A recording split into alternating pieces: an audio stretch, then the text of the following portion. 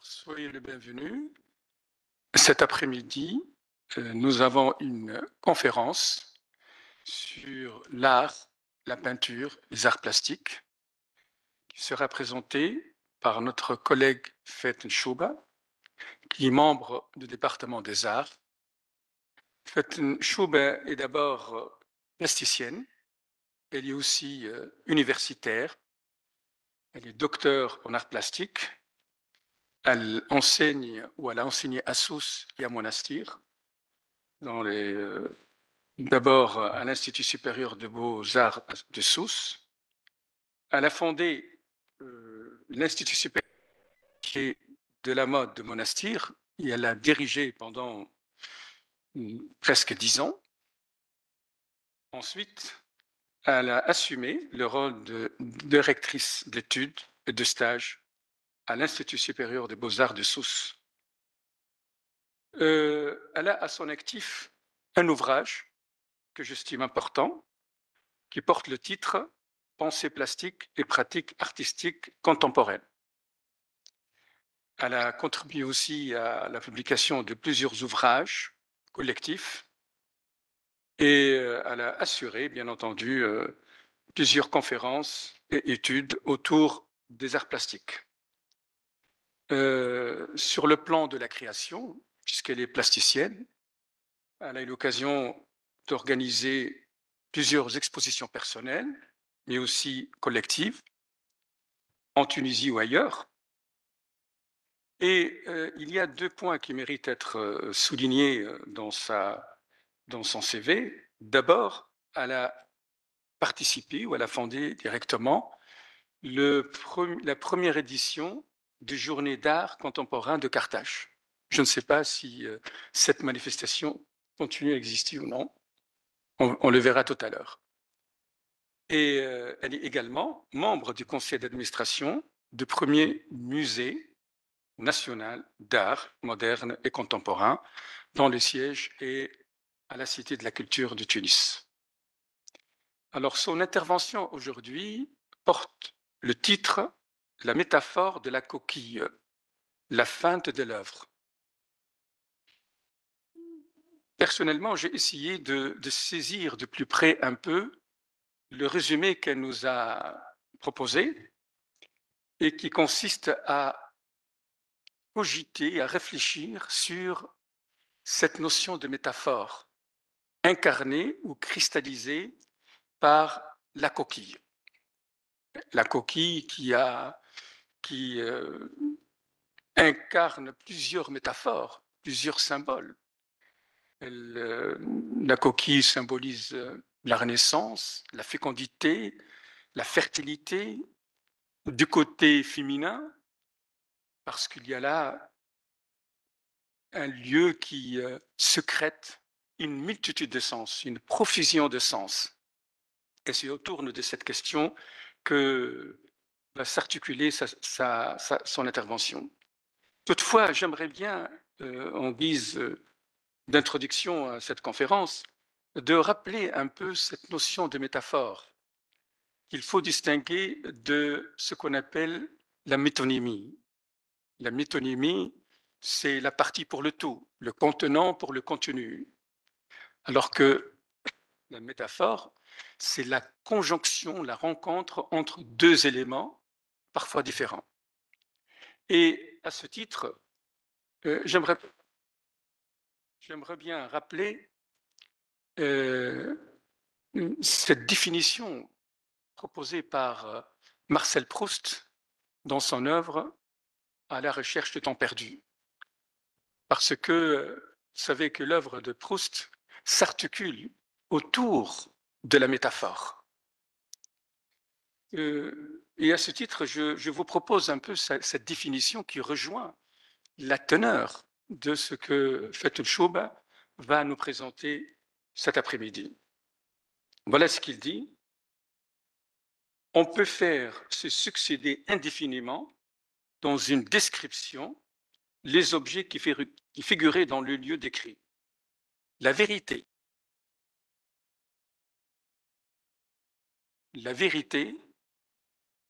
ne commencera qu'au moment où l'écrivain prendra deux objets différents, posera leur rapport, analogue dans le monde de l'art, dit-il, analogue dans le monde de l'art à celui qui le rapport unique dans la loi causale dans le monde de la science. Là, la science et l'art se rejoignent, se recoupent, et les enfermera dans les anneaux nécessaires d'un beau style. Voilà l'expression capitale, les enfermera dans les anneaux nécessaires d'un beau style. Même ainsi que la vie, quand en rapprochant une qualité commune entre deux sensations, il dégagera leur essence, comme en les réunissant l'un et l'autre pour les soustraire aux contingences du temps dans une métaphore. Et le deuxième point important, c'est-à-dire que les métaphores nous permettent de nous délivrer, de nous libérer des contingences pour accéder à ce qui est l'essence même de la vie, c'est-à-dire l'intemporel. Voilà.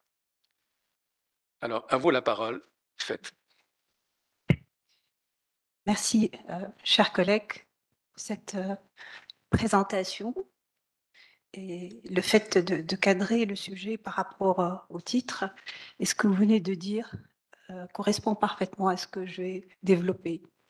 Tout d'abord, je voudrais exprimer ma fierté toujours d'être face à cette tribune, de présenter une conférence sur la poétique, particulièrement l'autopoétique, parce que c'est toujours une réflexion à haute voix. C'est pas du rationnel, ce que je vais dire, exact, mais ça relève plus de, comme vous venez de le présenter, de la métaphore et les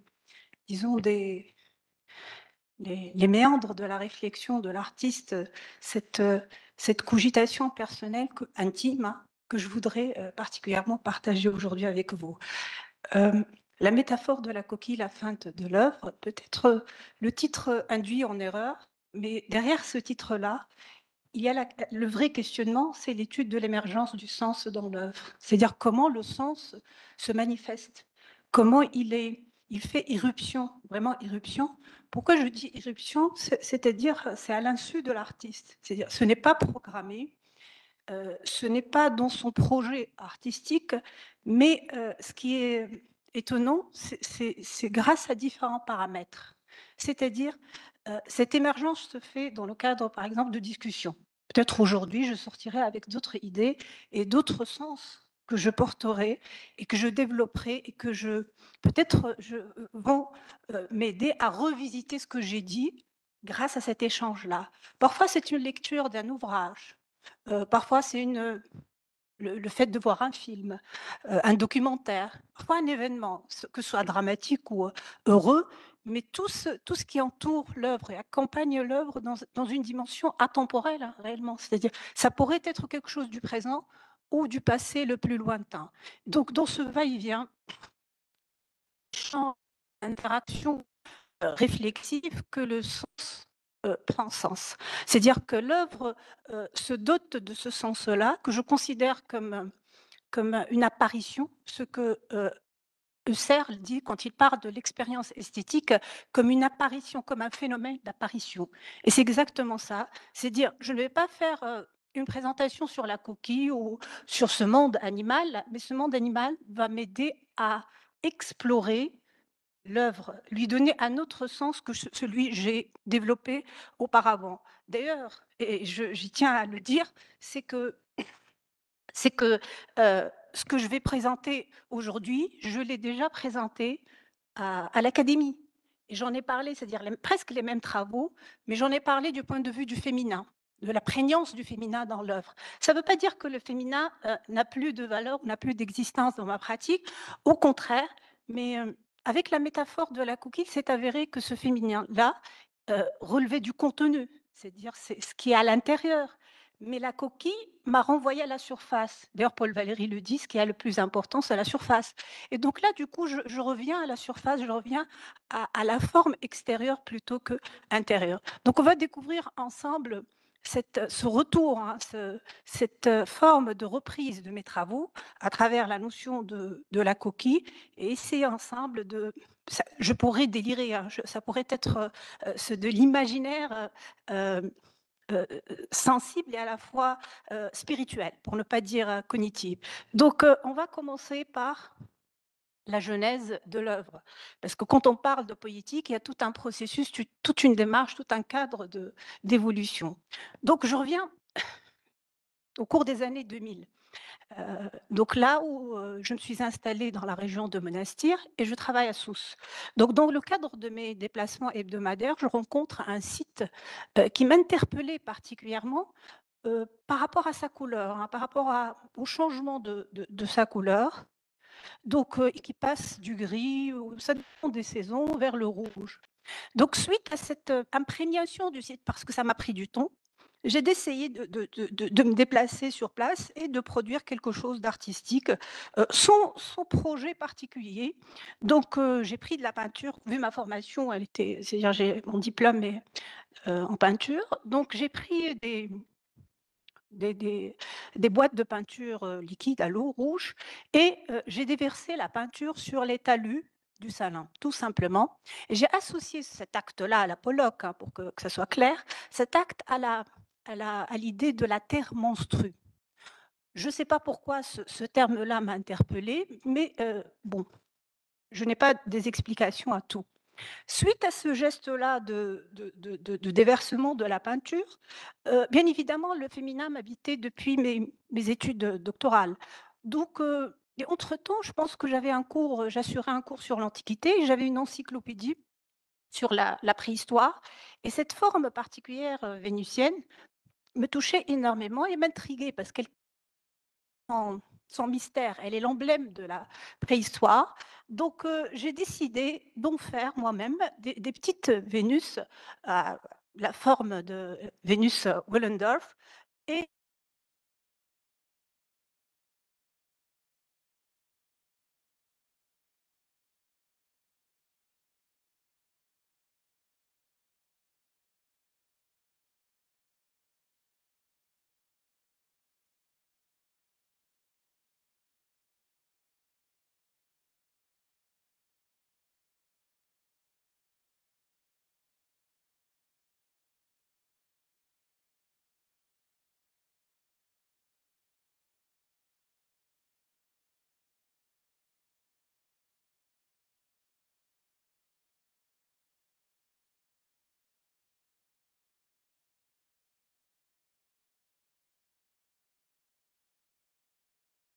recherche.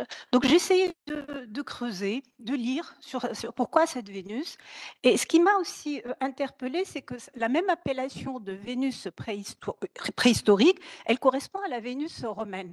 Pourtant, elles n'ont pas les mêmes critères. C'est-à-dire la Vénus préhistorique, c'est une Vénus qui est corpulente, elle a les formes sexuelles hypertrophiées et elle correspondait à la ça reste toujours, c'est pas aussi évident, c'est-à-dire au symbole de la maternité, de la fertilité.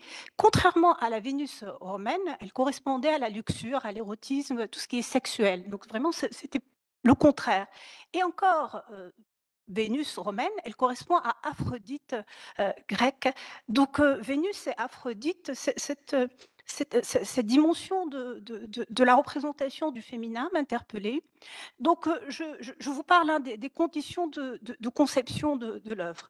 Donc dans cette logique, j'ai réalisé cette œuvre matrice que j'ai appelée matrice. Et en fait, il s'agit de quoi? Il s'agit d'un bloc de mousse polyuréthane.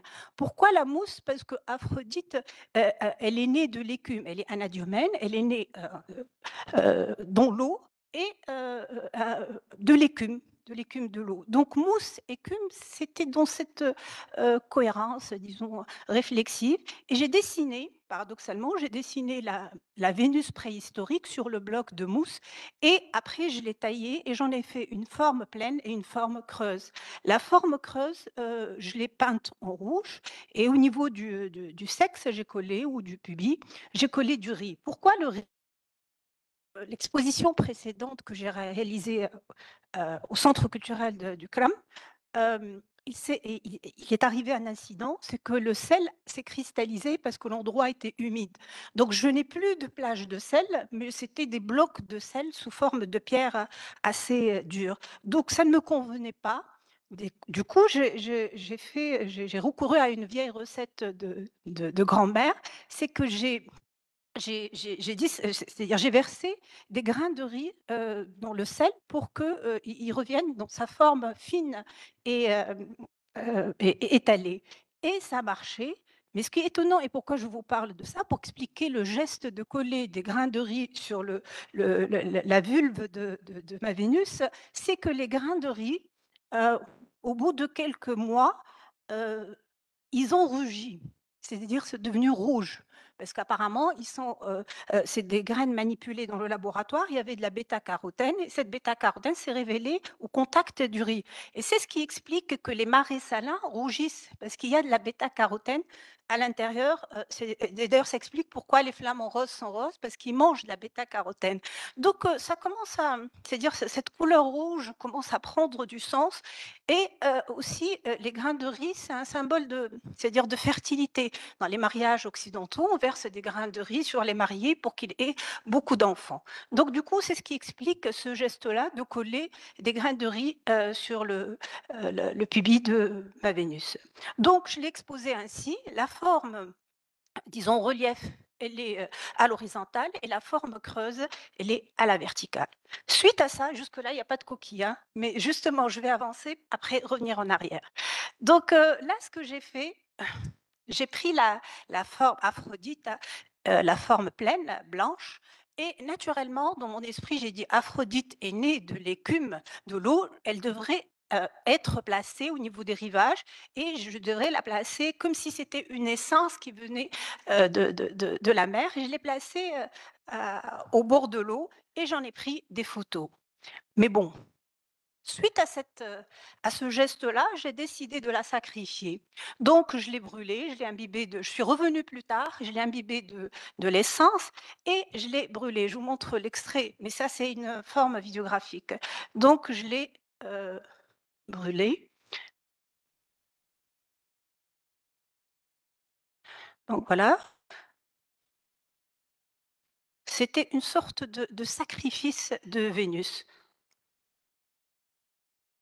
Donc comme la vidéo est trop longue, donc c'est bon, je vais passer à la suite de ma pratique. Je vous explique l'enchaînement pour plus tard revenir sur comment la coquille s'est manifestée dans ma pratique. Donc là, c'est des extraits, c'est des arrêts sur image hein, de la vidéo.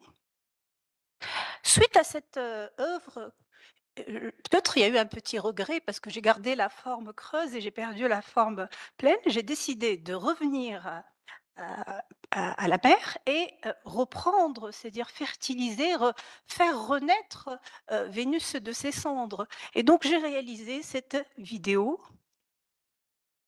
Je ne sais pas comment la qualifier, hein, ce n'est pas une performance, je ne la revendique pas en tant que telle, mais voilà ce que j'ai fait. Là, c'est toujours dans le cadre de la cuisine, c'est de la crème chantilly que j'ai mélangée avec un batteur électrique. J'en ai fait 2 bols. D'ailleurs, c'est la même teinture, c'est la même teinte que j'ai déversée sur les talus du Salin de Monastir. Donc, j'ai mélangé 2 bols en crème chantilly, un en couleur rouge et l'autre en couleur blanche. Et je me suis déplacée. Donc, j'accélère. Voilà ce que j'ai fait. Donc, la crème chantilly, c'était la mousse, hein, c'est l'écume. Et donc, je me suis déplacée et j'ai fait, c'est-à-dire sur la surface de l'eau mouvante, j'ai essayé de reproduire, de faire des Vénus sur la surface de l'eau.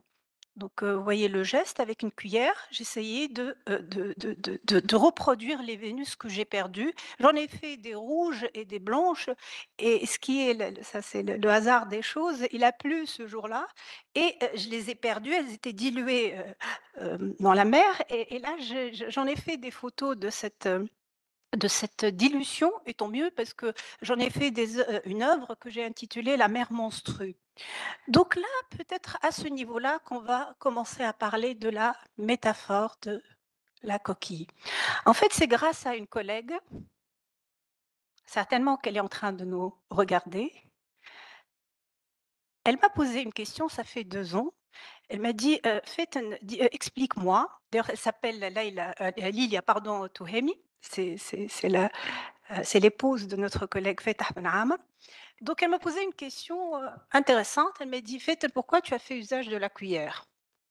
J'ai pas su répondre. Je lui ai dit: «Je ne me suis même pas aperçue de ce geste-là. Je n'en ai aucune idée, je ne peux pas expliquer, peut-être parce que j'étais dans le cadre d'une cuisine, hein, c'est un cadre culinaire qui m'a permis de faire usage. Peut-être c'était plus simple pour moi. Elle m'a dit: «Pourquoi tu l'as pas fait avec spatule, avec les médiums classiques que soit un sculpteur ou un peintre utilise?» J'ai pas su répondre, mais ça m'a travaillé.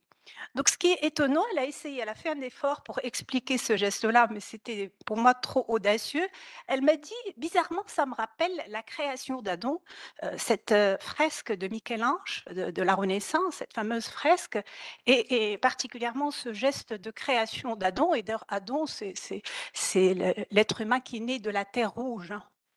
Donc, j'étais pas convaincue, mais bon, c'est sa proposition. Mais toutefois, la question de la cuillère m'a interpellée.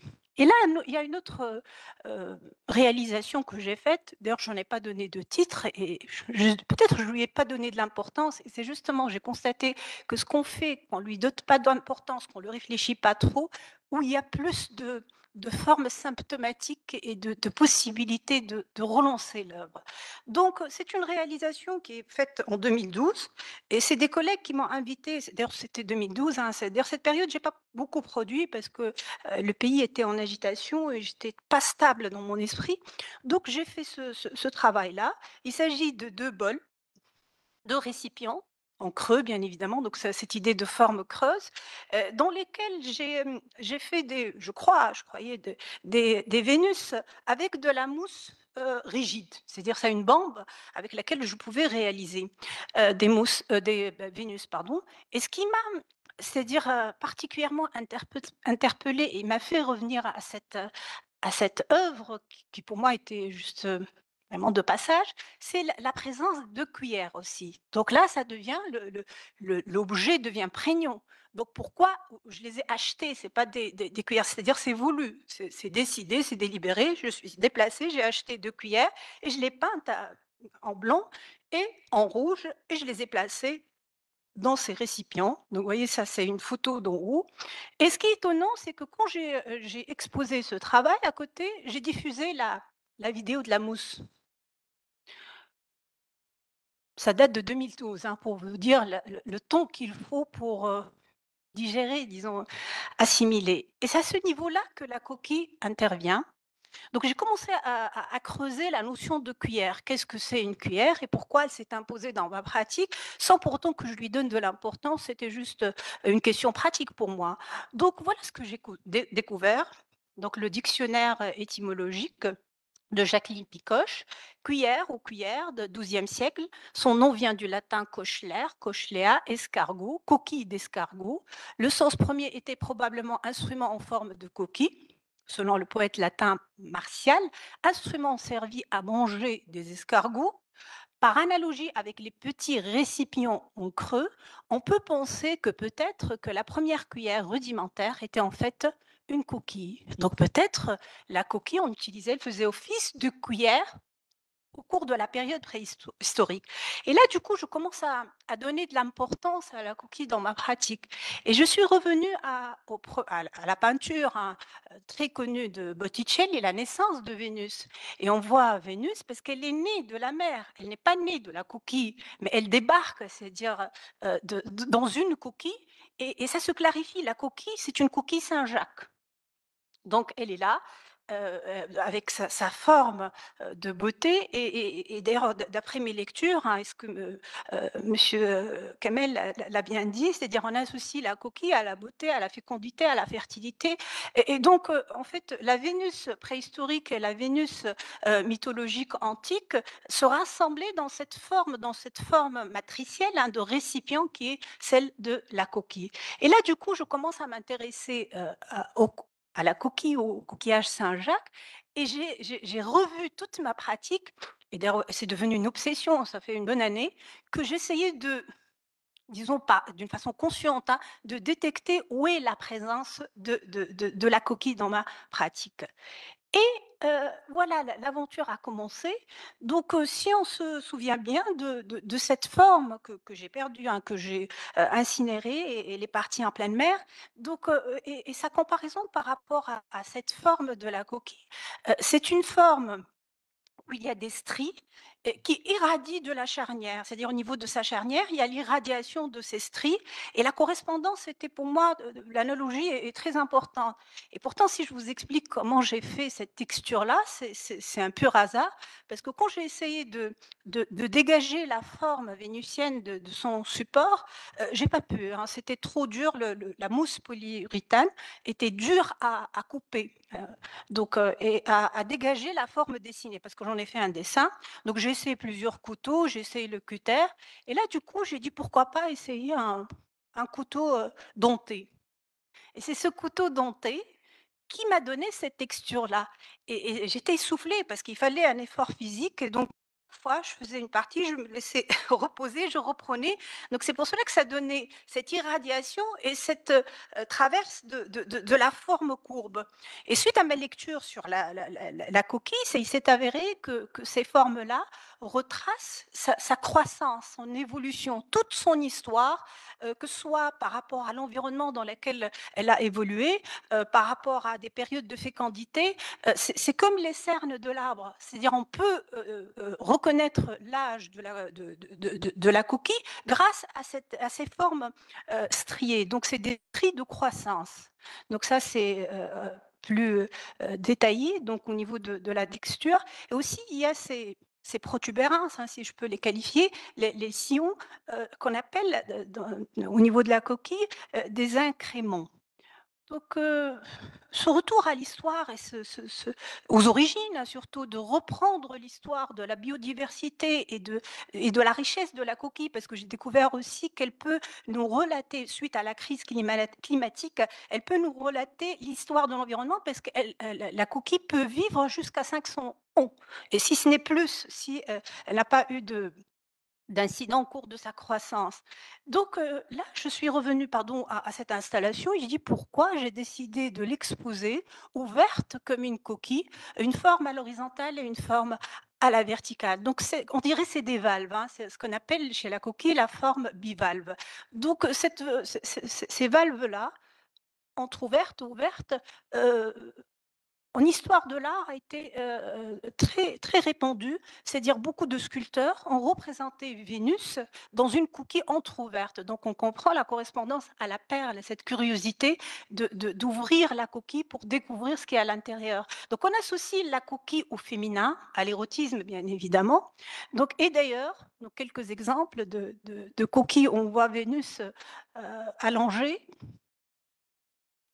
Et ben, cet érotisme, il s'est avéré, c'est pas de l'ordre du fantasme, hein. Il y a des coquilles qui s'appellent Vénus Dione et qui rappellent parfaitement la vulve, hein, le sexe féminin. Et d'ailleurs, Littré, dans ses écrits, les qualifie. Donc la coquille s'appelle Vénus Dione et il les compare à la vulva, à l'anus, anat, pubs, mantis, vénère et Julie, donc labia, hymen, et de manière plus vive encore en Linné 1700, et c'est-à-dire il a repris cette comparaison avec le sexe féminin.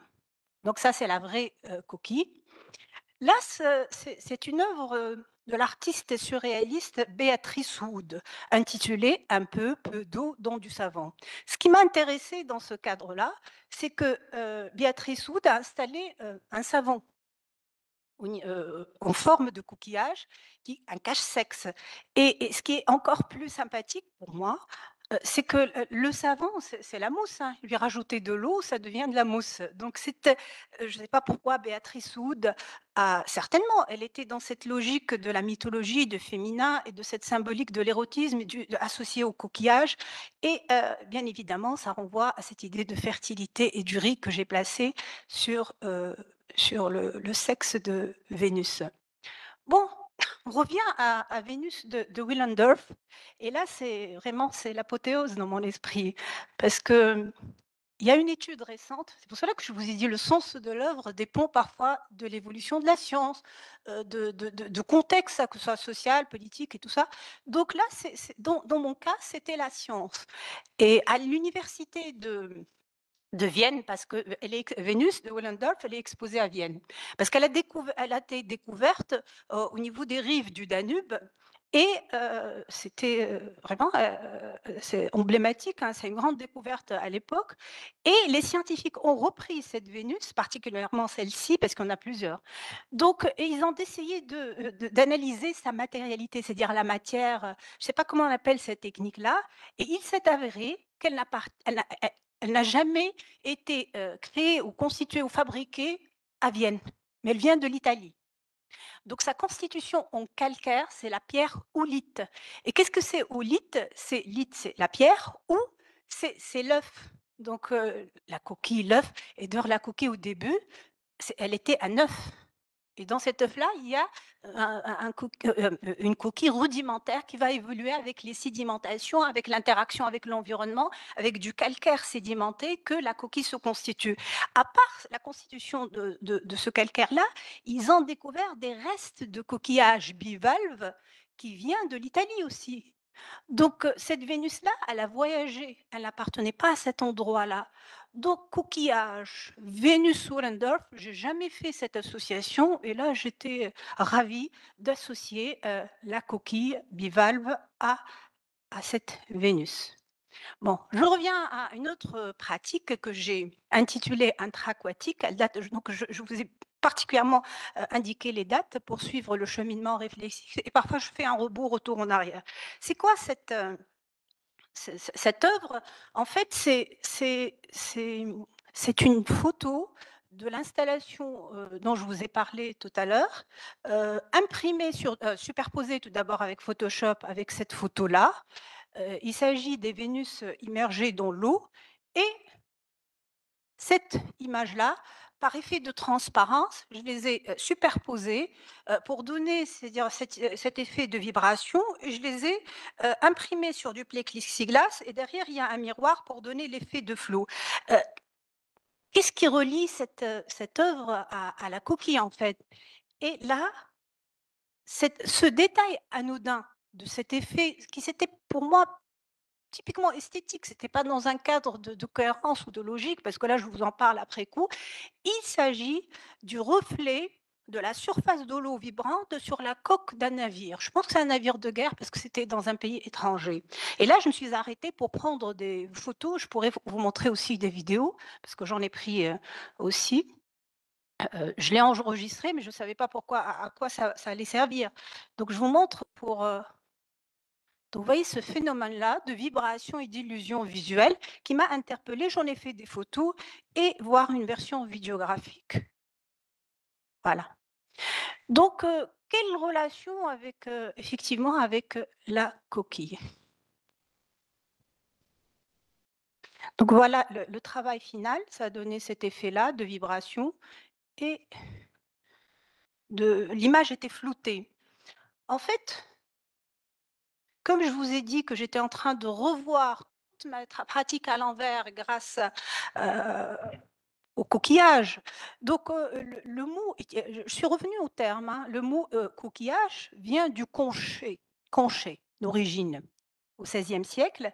Et là aussi, c'est intéressant. Conché, c'est un bassin de marée salon. N'oublions pas que j'étais dans le premier déclic, c'était le site du salin de Monastir.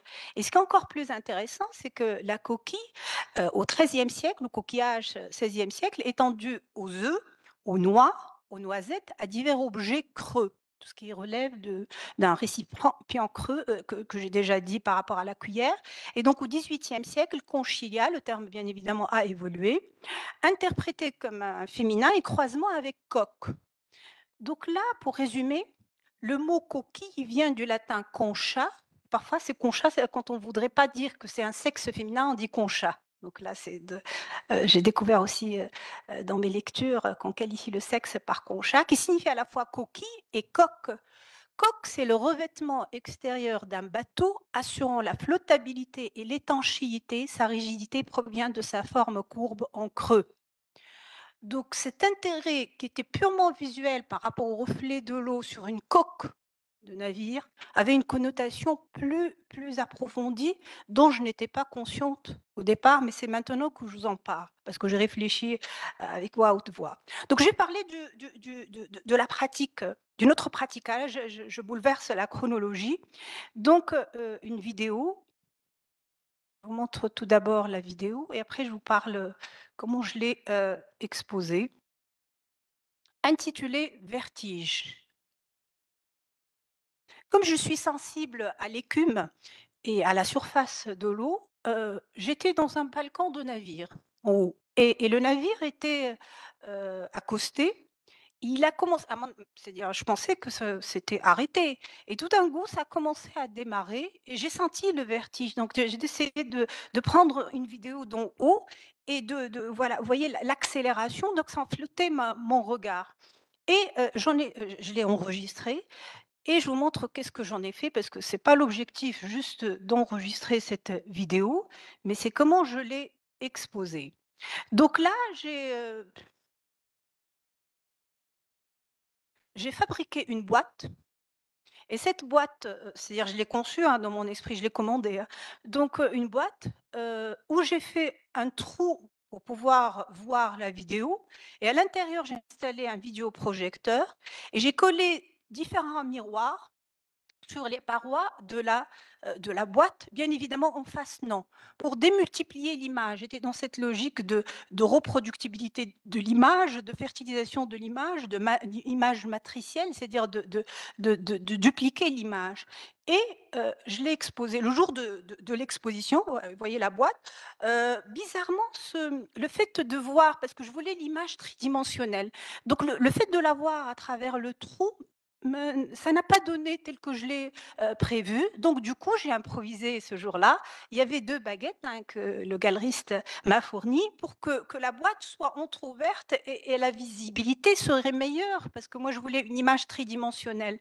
Et là, si on revient au coquillage, cette entre-ouverture est très, très intéressante pour moi et ça correspond justement à cette notion de bivalve et une charnière qui fait que en étant curieux de voir à l'intérieur, donc ça s'est exposé dans un cadre obscur et on voyait cette entre-ouverture qui nous renvoie bien évidemment à la coquille bivalve entre-ouverte. Donc voilà d'autres images de ce dispositif vidéographique. Donc vous voyez les différents points de vue, comment on pourrait voir l'image. Cette duplication de l'image est très intéressante par rapport aussi de la métaphore de la coquille. Donc, j'ai découvert que le système optique de la coquille est impressionnant parce qu'elle dispose de plus de 200 œils.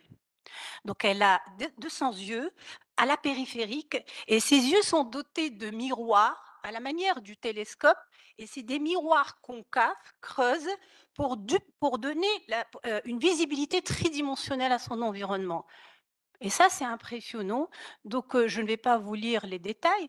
Donc, exactement cette idée de voir d'une façon tridimensionnelle. Donc, vous voyez quelques images scientifiques que j'ai pu récupérer. Donc, elle a un système optique central, elle a un système optique périphérique. Or, la boîte que j'ai construite, donc il y a le système central qui est le vidéoprojecteur qui projette l'image, et après l'image elle est diffusée sur la périphérie parce qu'il y avait des miroirs, donc pour la dupliquer. Et cette duplication de l'image renvoie justement au télescope. Donc le coquillage rime avec voyage, parce que bien évidemment, si on se souvient de Vénus de Botticelli, elle a débarqué dans une coquille, donc la coquille fait office de barque, et quand c'est-à-dire le côté exotique du coquillage, quand qu'on se balade sur la plage et on collecte les coquilles, on est dans cette dimension du voyage, on est dans l'imaginaire du voyage, que ce soit temporel ou spatial. En plus, la coquille de l'animal, parce qu'il y a l'animal, c'est-à-dire quand on parle de l'animal, il y a le coquillage. Donc la coquille retrace Un voyage, c'est-à-dire elle se dote d'une dimension culturelle grâce au voyage. Ça, c'est d'après, mes lectures, c'est-à-dire elle a, une dimension d'artefact, d'objet quand l'être humain intervient et d'ailleurs il y a un essai, très, très intéressant de Paul Valéry, intitulé «L'homme et la coquille» et il développe cette pensée élémentaire et naïve. À la rencontre d'une coquille, comment l'être humain pourrait développer toute une pensée où il questionne, c'est-à-dire ce n'est pas la main de l'homme qui est intervenue sur cet objet, mais c'est une production purement naturelle et qui fait voyager dans l'esprit, qui fait voyager la pensée. Donc là, je passe à une autre pratique que j'ai réalisée en 2013. Elle est intitulée Pandora, donc la femme boîte, hein, l'ouverture de la boîte de Pandora. Comment elle a été réalisée. Donc, en fait, le jour quand j'ai décidé d'incinérer ma Vénus, j'ai découvert un peu hasard des amphores délaissées par des pêcheurs parce que ça servait à la pêche de la pieuvre. Et les amphores étaient omniprésentes dans ma pratique précédente quand j'étais en doctorat. J'en ai beaucoup parlé et j'ai fait le parallélisme avec la forme féminine. Donc là, j'ai réalisé moi-même, hein, je suis allée chez un artisan céramiste et j'ai réalisé ces amphores et j'ai voulu qu'elles soient détruites, cassées. C'est-à-dire, on dirait qu'elles étaient rejetées par la mer, qu'elles portent l'histoire, qu'elles portent le voyage, qu'elles portent, c'est-à-dire cette dimension de l'humain notamment l'histoire de notre pays. Hein, il y a beaucoup d'amphores dans les musées, donc l'idée d'héritage culturel et de voyage et tout ça. Et je les ai, bien évidemment, j'ai voulu qu'elles soient cassées. Et qu'est-ce que j'en ai fait? J'ai installé à l'intérieur de ces formes, que je considérais comme des formes matricielles vénusiennes ou féminines. Donc à l'intérieur, j'ai installé, d'autres formes vénusiennes en mousse, hein, mais plus petites par rapport à la première forme. Et à l'intérieur de ces Vénus, j'ai fait des creux au niveau des matrices et j'ai installé les autres Vénus. C'est-à-dire, on dirait un emboîtement matriciel, et comme si elles ont voyagé et elles ont vécu, elles ont subi. Donc, vous voyez, les formes matricielles creuses et pleines, et comme si elles ont subi les traumatismes du voyage, et comme si c'était des restes rejetés par la mer. Donc, comme les restes de coquillages aussi. Bon, là, je continue à revenir en arrière. Hein. Je fais une réflexion à l'envers. Et cette forme-là, c'est une de mes pratiques réalisées au cours de mes études doctorales, intitulée la mue, en 97. Il s'agit d'un moulage de mon propre corps. Et je travaillais sur l'emballage à l'époque, que j'ai emballé, mais j'ai voulu le retourner. C'est-à-dire ce moule, j'ai voulu le retourner et le prendre en image sur la plage. C'est comme si c'était aussi une forme creuse rejetée par la mer, donc d'autres images. Donc là, pourquoi je vous montre ça? C'est extrait de ma thèse, des extraits que j'ai pris en photo. Donc le titre de ma thèse: «L'art comme emballage, oscillation entre invagination et évagination». Et par cet intérêt à la coquille, j'ai décidé de relire avec un souvenir vague. Je me souvenais que j'avais abordé la question de la coquille, mais d'une façon, c'est-à-dire tacite. Elle n'a pas pris la valeur de l'importance par rapport au féminin. Et dans quel cadre? Quand j'ai comparé le féminin à la pieuvre. Donc, et suite à mes lectures, à partir du dernier paragraphe, et je ne vais pas tout vous lire, c'est que l'évolution de la pieuvre avait une coquille. Et suite à son évolution, pour faciliter son déplacement et sa mobilité, elle a invaginé, elle a retourné la coquille à l'intérieur, qui est devenue un squelette rudimentaire à l'intérieur de sa peau. C'est-à-dire la peau s'est retournée sur la coquille. Donc là, je parle de la coquille en comparaison avec le féminin, mais je n'ai pas donné d'importance, c'était au cours des années, vous imaginez, 1999. Donc là, je vais aller plus dans mon intimité, ma vie privée, hein, l'artiste pourrait le faire. Donc, au cours c'est toujours au cours des années 2000, donc post-doctoral, hein, des années mes études doctorales, quand je me suis installée à Monastir et j'allais construire ma maison. J'ai supervisé tout le chantier. J'étais là, présente, je voulais tout choisir, c'était on dirait qu'un projet de vie, mon projet. Étant artiste, je pouvais le faire donc j'avais une carte, blanche pour réaliser tous mes idées les plus insolites et donc j'avais en tête une pierre particulière. Je voulais que ma maison soit construite avec de la pierre brute et il fallait que cette pierre ait, une couleur particulière et je me suis déplacée pour visiter différents sites. Différentes carrières particulièrement. Et là, la carrière qui m'a interpellée, la pierre qui m'a interpellée, et c'est après coup que je vous parle maintenant, c'était celle de Salah Tahmadaï. Et c'était une pierre brute de couleur jaunâtre. Et là, quand la coquille, c'est-à-dire ma bite au niveau de ma pensée, je commençais à revoir ces pierres chez moi et j'ai découvert plein de fossiles de coquillages, plein, plein, incrustés, parce que je n'ai pas lissé les murs, hein, je les ai gardés bruts. C'était dans cette logique-là.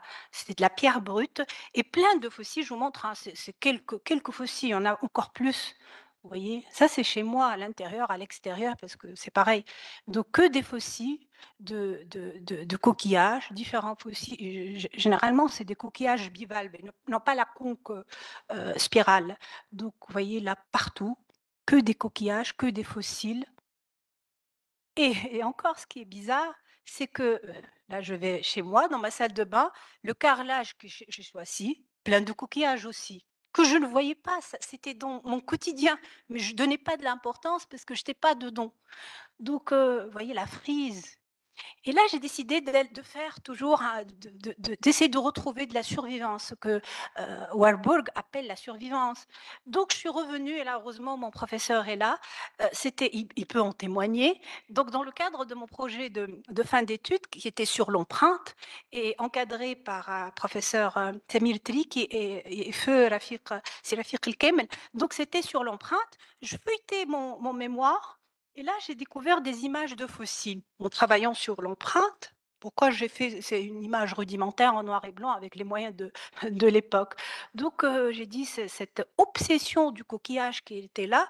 Et moi, j'étais plutôt intéressée à ce que devrait contenir le coquillage, c'est-à-dire cet élément du féminin. Et c'est le contenu plus que la forme, la boîte à laquelle j'étais vraiment aveuglée.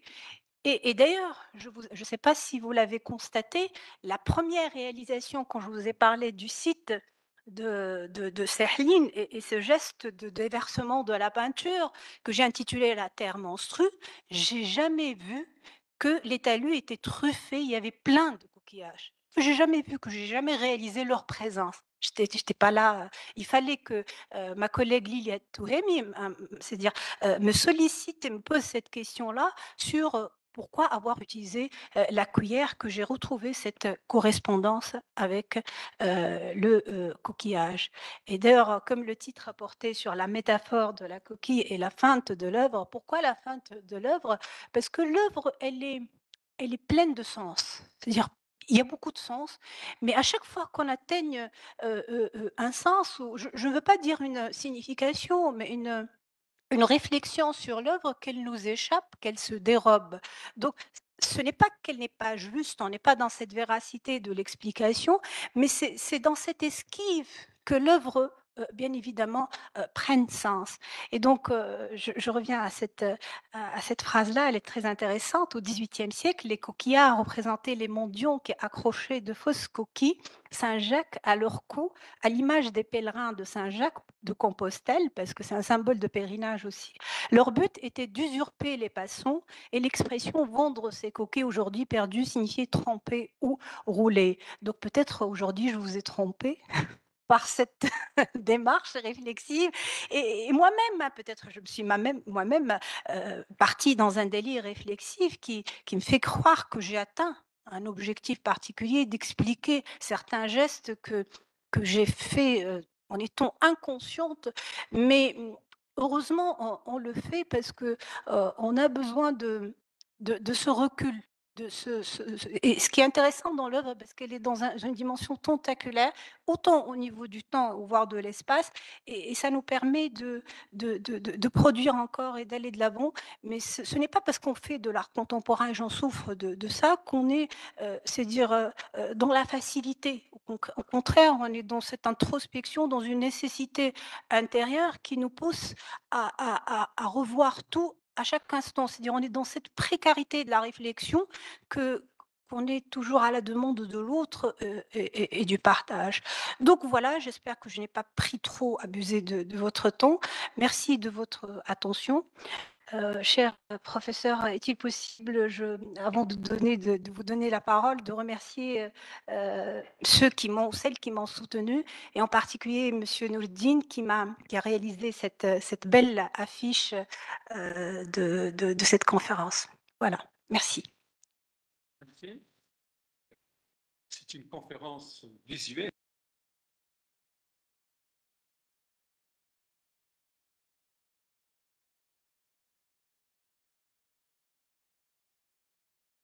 Et autant vous faites un travail de recherche, autant vous appliquez cette recherche sur vous-même. On finit par pénétrer, accéder à votre intimité dans votre maison. Et ça, je trouve qu'il y a quelque chose de vivant et de vif dans cette approche, parce que autant il y a une approche scientifique, puisque vous ne contentez pas tout simplement de faire un travail d'investigation concret, mais vous avez consulté pas mal de documents, en l'occurrence ce travail étymologique sur le mot.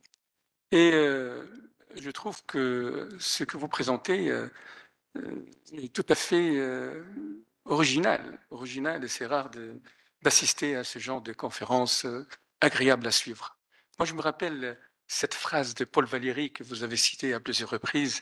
Il dit la chose la plus profonde dans l'homme est sa peau, dans un texte qui s'intitule L'édifice, un dialogue de Paul Valéry. Donc, on aimerait bien maintenant donner la parole à la salle, si vous voulez intervenir. Voilà.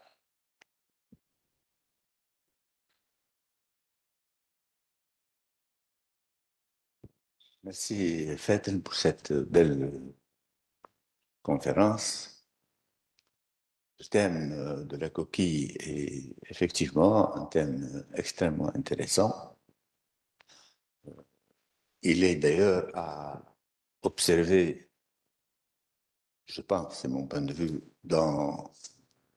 il est à observer dans différents contextes culturels. En parcourant l'histoire de l'art, on va rencontrer des coquilles pratiquement dans différentes civilisations. Moi, j'ajouterais peut-être quelque chose à l'intention à ceux qui sont intéressés par la coquille en tant que forme, dans sa manière de la présenter comme une métaphore, ou dans sa forme physique réelle, parce qu'il ne faut pas dissocier la forme naturelle de ce qu'elle peut évoquer comme idées souvent qui ne sont pas étalées et qui ne sont pas perçues par tout le monde. Disons, il faut être un peu initié à quelque chose pour pouvoir déceler et comprendre ce qui est sous-entendu par la chose qu'on présente au regard. Alors, la coquille, bien entendu, moi je suis parmi ceux qui sont intéressés à la coquille, mais dans un autre contexte. Le projet de fin d'études de Faten, à qui j'ai eu à suivre, franchement, dans ce projet, l'idée de la coquille m'a totalement échappé. Je ne me souviens pas, parce qu'on était branché sur d'autres questions, d'ordre technique, pictural, etc. Je me souviens très bien de son projet, qui était excellent comme projet de fin d'études, qui a porté sur l'empreinte. J'ai encore en mémoire un peu les images qu'elle a pu produire à cette occasion. Mais la coquille, dans ce projet, pour moi, il n'y a aucun souvenir. Peut-être que je l'aurais orienté sur quelque chose qui m'a habité avant, puisque c'est quelque chose que j'ai découvert en m'intéressant à l'architecture musulmane. Et la coquille dans l'architecture musulmane, elle est présente un peu comme, je dirais, un peu à peu près de la même manière que Botticelli. C'est-à-dire, mais peut-être plus secrète, plus fine, qui a été présentée sur le mode de la métonymie, plus que sur le mode de la présentation directe. Parce que quand on voit Vénus ressurgir d'une coquille dans la peinture présentée, on voit tout. Bon, il y a Vénus, il y a la coquille, il y a la proximité des deux éléments sont là. Mais quand on voit dans un mihrab, dans une mosquée, une coquille ou plusieurs coquilles représentées, on se demande que fait la coquille dans ce lieu particulier. Ce lieu qui est d'ailleurs faussement défini par la littérature orientaliste. Il est faux. On prend n'importe quel dictionnaire, la définition qu'on donne au mihrab, elle est totalement fausse. On dit que c'est la niche qui donne l'orientation de la Mecque. C'est totalement faux. Ce n'est pas elle ne donne pas l'orientation de la Mecque. Ce qui donne l'orientation de la Mecque, c'est le mur, et non pas le mihrab. Alors, la coquille dans le mihrab, moi, j'en ai rencontré plusieurs. Il y a même, je crois, et mes souvenirs sont un peu estompés, parce que ça date quand même de plus de 45 ans, je dirais, mais dans ces monuments. Je crois que c'est à la mosquée de Cordoue qu'il y a une grande coquille dans le mihrab. Je ne suis pas très sûr maintenant, mais à Kérouan, dans le mihrab de Kérouan, il y en a. À Sfax, probablement. Bon, il faut que je revienne un peu à mes documents pour retrouver ces coquilles dans plusieurs mihrabs. Et que fait la coquille dans un mihrab? C'est pour ça que je dis que c'est une métonymie. Ce n'est pas la coquille qui est intéressante, c'est ce qui peut être dedans. Et ce qui peut être dedans, c'est quoi? C'est la perle. La pourpre, bien entendu, pour certaines coquilles, mais aussi la perle. Dans mon explication du mihrab, le mihrab, c'est une niche creuse, il n'y a rien. Et parce que ce qui peut être là aussi, c'est un autre cas de métonymie. Hein, la niche dépourvue de la statue. C'est normalement la niche, elle est associée à une statue. Et là, c'est un cas de métonymie, puisque la niche renvoie à ce qui peut être dedans, une sorte de statue qui est absente. Et la statue, ça ne peut être que la divinité qui, pour nous musulmans, n'a pas de forme connue. On ne peut pas la représenter, on ne peut pas la voir, on peut pas on l'imagine chacun peut l'imaginer comme il veut. Mais associer la niche à quelque chose d'autre, c'est oui. Et la coquille, c'est la même chose, puisque la coquille peut être uniquement, elle prend la forme du mihrab, au moins un exemple que j'ai connu. Comme elle peut être multipliée à l'intérieur du même mihrab. Et là aussi, j'en ai connu des exemples. Donc, ce sont des cas de bitonymie où la coquille doit être appréhendée, comme l'a fait Fetten, non pas en tant que forme naturelle, mais en tant qu'élément qui peut renvoyer à d'autres idées. Voilà, donc je voulais dire cela pour peut-être enrichir un peu le débat. Merci Fetten pour ta présentation.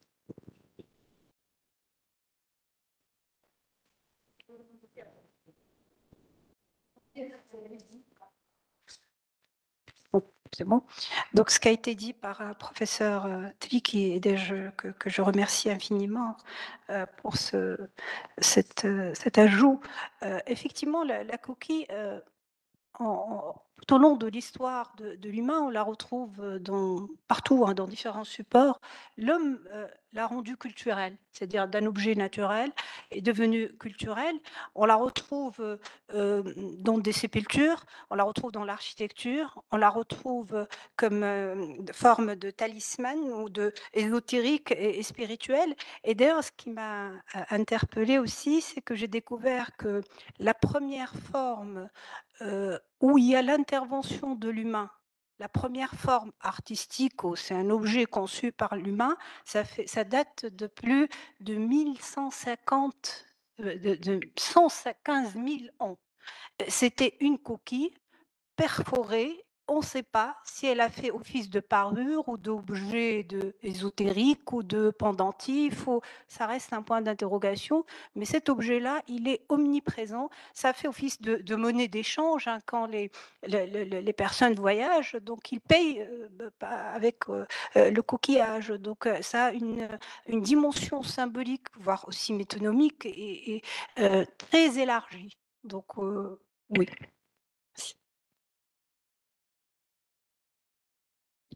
Ça va. Je vous remercie, Oustaz Faten, pour cette conférence si importante et surtout si urgente. Pourquoi urgente? Parce que vous savez, et je ne vous apprends rien en fait sur ce plan, que nous, artistes, nous passerons par une crise au niveau du discours et du langage. Toutes disciplines confondues, à savoir danse, théâtre, cinéma, art visuel, art plastique, etc. Et c'est pour ça que nous recourons des fois à la philosophie, à la réflexion un peu spéculative, et nous fouillons quelque part de parler de nos pratiques ou d'inviter d'autres gens à parler de nous. Ma question est, voilà, comment vous faites pour trouver cette équation entre votre pratique, votre discours sur votre pratique, c'est-à-dire, et en même temps être ouverte sur d'autres champs, c'est-à-dire la philosophie. Là, vous citez Paul Valéry, par exemple, comme exemple, mais on a d'autres. C'est-à-dire comment vous restez fidèle, authentique, fidèle à la spécificité de votre pratique, sans être phagocyté par la philosophie, par exemple. C'est-à-dire là, depuis tout à l'heure, je suis en train de chercher où ça va aller, ou est-ce que ça va rester juste, c'est-à-dire circonscrit au niveau plastique, au niveau où ça va aller vers la philosophie et se perdre des fois. Moi, en tant qu'artiste, des fois, je me perds. Et là, je suis impressionné par cette en même temps, fermeture-ouverture. Vous restez quand même très, c'est-à-dire concentré sur votre pratique, sur votre langage, et en même temps très ouverte. Voilà.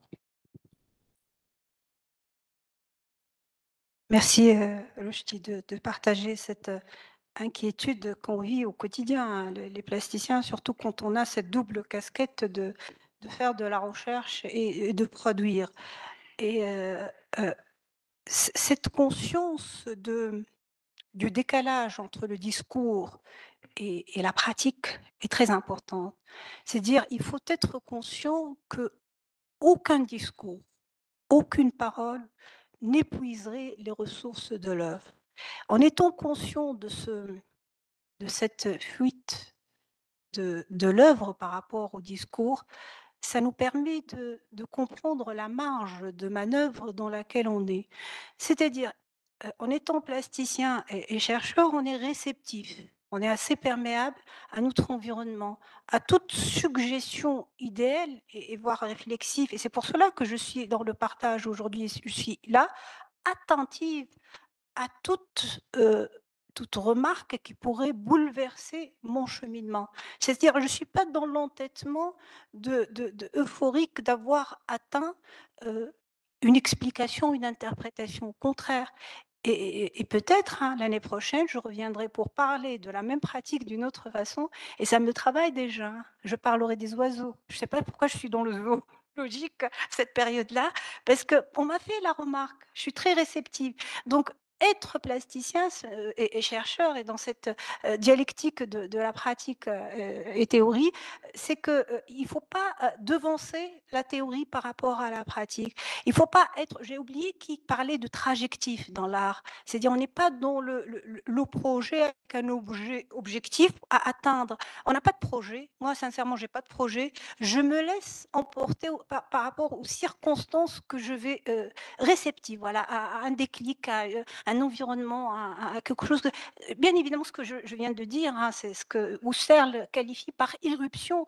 Et Paul Valéry, c'est un philosophe particulier parce qu'il a défendu la poétique, on en a parlé. Et d'ailleurs, ce qui m'a amusé, c'est que j'ai découvert que le texte qu'il a publié sur l'homme et la coquille, ça date, je pense, de 1935, et sa fameuse conférence sur la poétique, elle date de 1936. Donc certainement, il y a un lien réflexif entre un philosophe qui a l'attitude d'un plasticien réellement au niveau de sa réflexion, il revendique la naïveté réflexive, être naïve, et non pas être dans le logos pour pouvoir maîtriser cette pratique-là. On ne maîtrise rien du tout, on est dans une aventure, dans un voyage. Merci. Si vous permettez, j'ai aussi quelques remarques à formuler. Moi, j'ai beaucoup aimé, et ça rejoint, puisque moi-même, j'ai travaillé beaucoup sur Paul Valéry, donc je travaillais sur le dialogue de Paul Valéry, et ce qui est intéressant, c'est que lui-même, il dit ce mot à la fois une sorte d'autodérision, il dit « je parle », parfois ça donne un sens, parfois ça donne un son. C'est-à-dire que c'est quelque chose, on s'amuse. Donc il y a chez toi un mélange de sérieux, d'application, de rigueur, et en même temps une grande part de ludisme, de jeu. Il y a comme une sorte d'errance, de voyage, une randonnée, et vous essayez de ramasser tout ce que vous pouvez trouver. Parfois, ça sert à quelque chose, parfois, ça ne sert à rien, mais le voyage continue. Et ce voyage est d'autant plus important que, effectivement, c'est l'essence même de la création. Car c'est comme en matière de chimie, c'est-à-dire aucun objet ne peut donner naissance à quelque chose tout seul. Il faut absolument l'associer, le mélanger, une sorte d'alchimie, et d'où la métaphore que tu as utilisée, c'est-à-dire qu'il y a une composition, il y a une fusion, il y a une association de plusieurs éléments. C'est comme l'atome, il y a le neutron, je ne sais quoi, ainsi de suite. C'est comme là, il n'y a pas de race pure. Il faut toujours une fécondité, au moins de 2-3 éléments, ainsi de suite. Et cela me semble important parce que le sens naît toujours de ce mouvement circulaire, de ce mouvement d'errance. Je ramasse et j'accumule. Et mes repreuves, sur le plan étymologique, vous avez dit, voilà, il y a une amplification, il y a le conche, il y a la coque, il y a la coquille, il y a le coquillage. Et plus on avance, plus le mot s'amplifie, prend une certaine ampleur, prend de l'espace. Et ce qui est intéressant dans tout ça, c'est-à-dire que nous partons de ce qui est palpable, physique, la nature, dans toute sa crudité, son immédiateté, pour l'envelopper de quelque chose qui n'existe pas, pour en faire quelque chose, et arriver à ce qui est culturel, pour atteindre, comme l'a dit Samir, à quelque chose de spirituel. Moi, je n'ai jamais pensé à ça. C'est extraordinaire. C'est-à-dire que ce vide d'où sort Vénus qui est née d'une coquille, selon la mythologie, ce vide, quand on arrive à un état de transcendance, de sublimation, la coquille reste vide. Et c'est à nous de la remplir par notre imagination, nos rêves, nos désirs, nos fantasmes, ainsi de suite. Et le point qui me semble aussi culminant, à mon avis, c'est que la naissance, il y a le cycle de la vie, il y a la naissance qui se fait dans la cachette, dans les, comment dirais-je, dans le ventre de la femme, dans les souterrains, dans l'obscurité des choses, et l'obscurité toujours liquide, toujours mouillé, le rapport de l'eau. L'eau, c'est l'élément fécond de toute chose. Donc, ce qui est intéressant à travers cette image que tu as, il y a d'un côté l'élément aquatique et l'élément, comment dirais-je, l'élément terre. Puisque c'est quoi la coquille? Chimiquement, c'est du calcaire. C'est du sédiment de calcaire. Ouais, c'est du calcaire. Donc il y a la naissance, il y a ensuite la mort.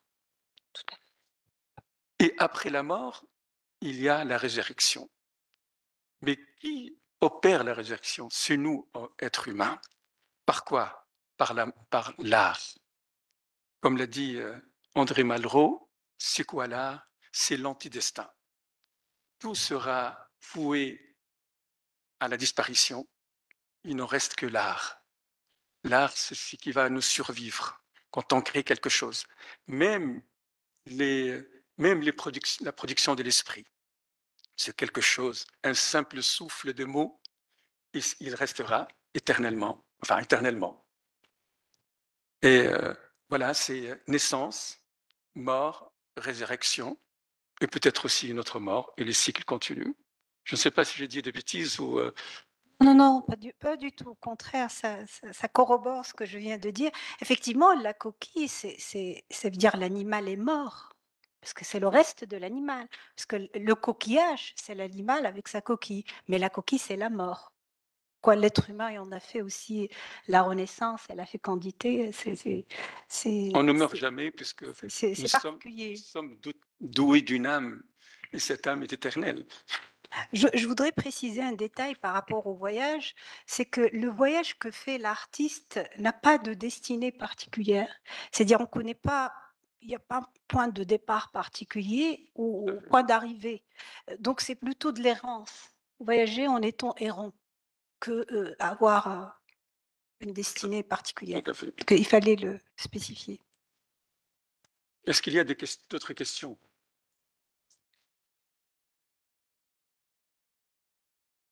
La parole est libre. Est-ce qu'il y a des questions du public à distance? Je ne sais pas si Ouais. on pourrait le... Oui, le public qui est en train de nous suivre Oui, je vais vérifier s'il y a des... peut aussi poser des questions.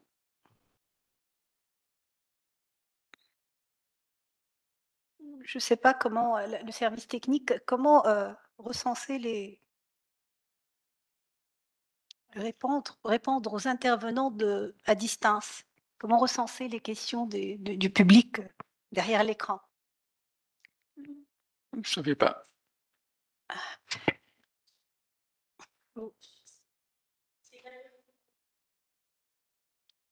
Est-ce que quelqu'un pourrait nous aider, voir est-ce qu'il y a des commentaires? Il n'y a pas de questions?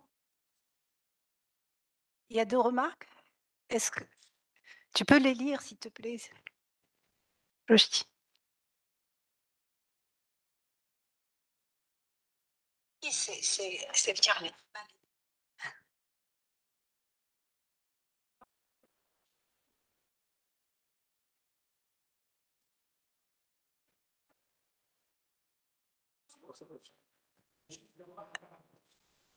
Ah, au son, c'est un problème technique, ils n'ont pas...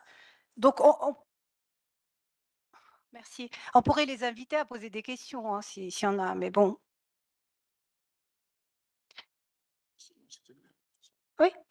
Bon, on vous remercie, Petten, pour cette brillante conférence. On a beaucoup appris, vraiment. Et vraiment, c'est édifiant. Et on a compris un peu qu'est-ce que la création artistique. Non, mais vous avez donné C'est flatteur.